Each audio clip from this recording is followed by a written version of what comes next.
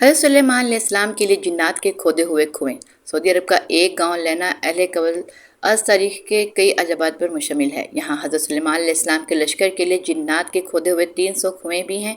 इनमें से बेशतर अगरचा नकारा हो चुके हैं, मगर 20 कुओं से अब भी लोग मीठा पानी हासिल करते हैं।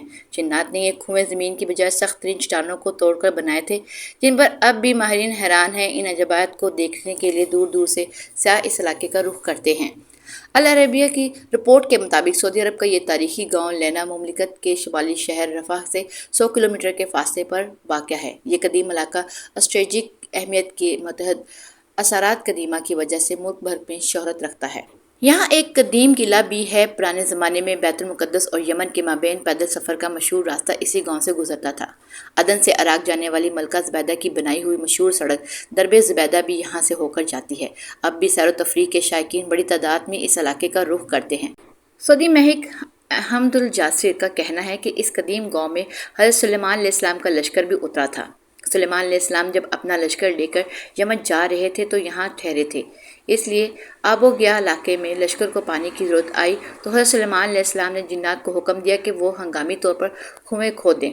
तो जिन्नात ने चट्टानों पर मुश्तमिल इन सख्त तरीन ज़मीन में 300 कुएँ खोद दिए थे। ये इंतहाई गहरे कुएँ हैं, अब भी असल हालत पर मौजूद हैं, जिन्हें ज़मीन पर अब भी अपना वजूद रखने वाला मौज़ा करार दिया जाता है। जिन्नात ने चट्टानों को काटने के लिए ड्रिल मशीन की तरह कोई आला इस्तेमाल किया था, जिसके निशानात अब भी कुओं की चारों तरफ वाज़ह तौर पर देखे जा सकते हैं।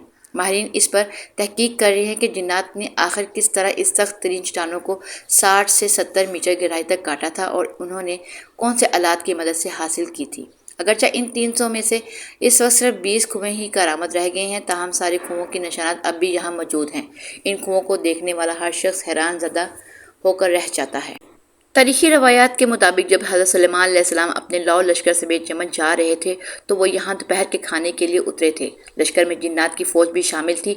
जब लोग प्यासे हुए तो हज़रत सुलेमान अलैहिस्सलाम ने जिन्नात के फ़ौज के कमांडर सब्तर की तरफ देखा तो वो हंस रहा था। हज़रत सुलेमान अलैहिस्सलाम ने उससे हंसने की वजह पूछी तो उसने कहा कि आप लोग प्यास से तड़प रहे हैं, मगर मीठा पानी आपके कदमों के नीचे ही है।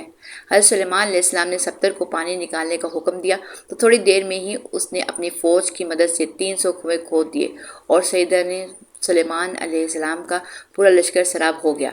मरूफ मौरख याकूत हमवी के दौर तक ये सारे कुएँ मीठे पानी से लबालब भरे हुए थे। याकूत हमवी ने अपनी मशहूर किताब मुजमुल अल बलदान में लिखा है कि लेना अराक के शहर बस से मक्का मुकरमा जाते हुए 7वें मंजिल पर आता है। ये इलाके अपने मीठे पानी की कुएँ की वजह से शोहरत रखता है। इस कुएँ की वजह से ये इलाके बाद में एक तजारती मरकज़ बन गया था। यहाँ अराक और अरब के तजर मंडियाँ लगाते थे। नजद समेत सऊदी अरब के शुमाली इलाकों के लोग यहाँ आकर ख़रीदारी करते थे। ताजर अपने सामान तजारत को यहीं अगले सीज़न तक महफूज के लिए पहाड़ों पर बने बड़े बड़े गोदामों में रखते, जिन्हें स्याबीत कहा जाता है। ये गोदाम अब भी वहाँ मौजूद हैं।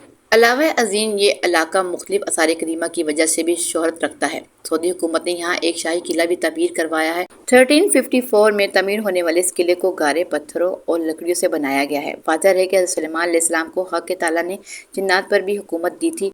जिन्नात ने इनके हुक्म से बैतुल मुक़द्दस की तमीर में हिस्सा लिया था। वो दूर दराज से पत्थर और समंदर से मोतियाँ निकाल कर लाते थे। इनकी तमीर करदा इमारतें अब भी मौजूद हैं। इसके अलावा भी हज़रत सुलेमान अलैहिस्सलाम जिन्नात से बहुत से काम लेते थे, जिसका जिक्र कुरान करीम में भी वाज़ह तौर पर किया गया है।